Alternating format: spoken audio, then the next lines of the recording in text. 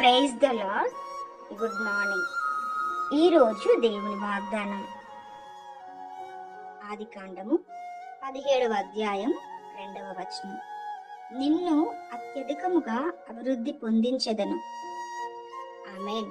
ప్రియమైన దేవుని బిడ్డలారా, ప్రతి వారు కూడా వారి జీవితంలో అభివృద్ధి పొందాలని, వారు చేసే పనిలో, ఉద్యోగంలో, వ్యాపారంలో, సేవా పరిచర్యలో, చదువుల్లో, ఇలా అనేక రంగాలలో అంత మాత్రమే కాదు గాని ఆరోగ్యపరంగా, ఆర్థిక పరంగా, ఆత్మీయంగా ఎన్నో రకాలుగా అభివృద్ధి పొందాలని ఆశ కలిగి ప్రయాసపడుతూ ఉంటారు.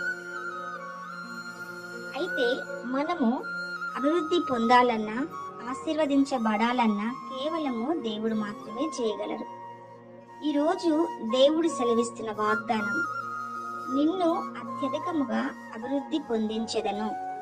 అవును, మనము అభివృద్ధి తెచ్చుకోవాలి అంటే మనతో కాదు గాని అత్యధికముగా అభివృద్ధిని పొందించాలని ప్రభువు ఆశ కలిగి ఉన్నారు. ఈ వాగ్దానము నెరవేర్చబడి మీ జీవితములో దీవించబడుదురుగాక. ప్రార్థన. దేవా, మీరిచ్చిన వాగ్దానాన్ని బట్టి వందనాలు.